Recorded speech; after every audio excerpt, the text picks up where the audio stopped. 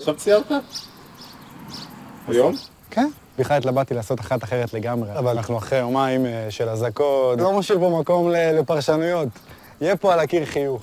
החלטתי שאני גם אתן בה את האלמנט של הירקות, אבל עם טוויסט. זאת באמת איזה בננה מופרעת קצת. יש משהו פסיכדלי בציורים שלך. כן?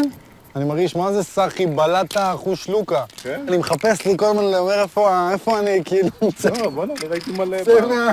בדרך שהסתכלנו זה מאוד פסיכדלי, אחי, זה ממש וואו. איזה כיף. לאן להגיע?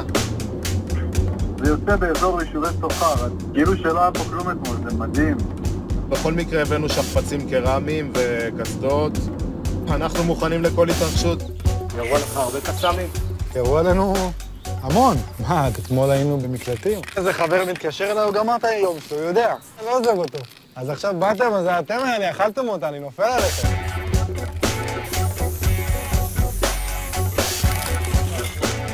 אני רוצה משהו עם תנועה. יש לי. אני אליסף מיארה, בן 36, ממושב שוקדה שבעוטף עזה. עיקר העבודה שלי זה ציורי קיר על המיגוניות. נשוי ליעל, אבא ל4 ילדים חמודים. כמה מיגוניות כבר עשית? עשיתי המון. מי שלא רואים את כל המיגוניות, הפרויקט הזה זה JNF. Jewish National Fund. קק"ל ארצות הברית. אתה בסצנת אגב? לא. גרפיטיסטים, האמנות שלהם יותר מופרעת, לא מוגדרת. זה היה ניתות בננה, כן? אני נאיבי, אין עוקץ, הכל בטוב, להעיר, שמח את העולם. אני עושה את זה בעזרת צבע, המון צבע. צבע זה חיים. אתה נהנה מהחיים. מאוד. הלכנו דרומה, הכל משתחרר. ובאים מהמרכז, לחץ עניינים, אתם באים עכשיו לפה לנשום. היום בבוקר הודיעו על הפסקת אש, יש כאלה שכבר חזרו לשגרה כמוני היום כבר, ויש כאלה שעוד סוחבים את זה.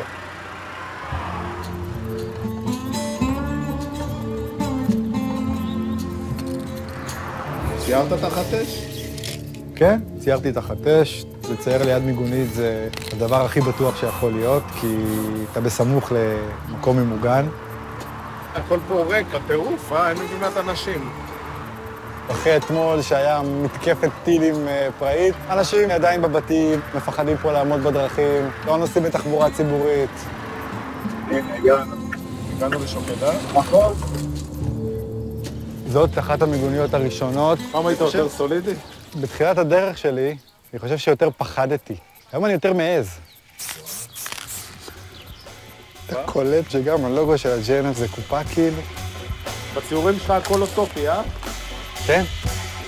מה קורה בעולם האוטופי? על המיגוניות. אחי, צלנג'ים צבאי. בציורים שלי הכל אופטימי. זה המציאות. אסקפיזם. אופטימיזם.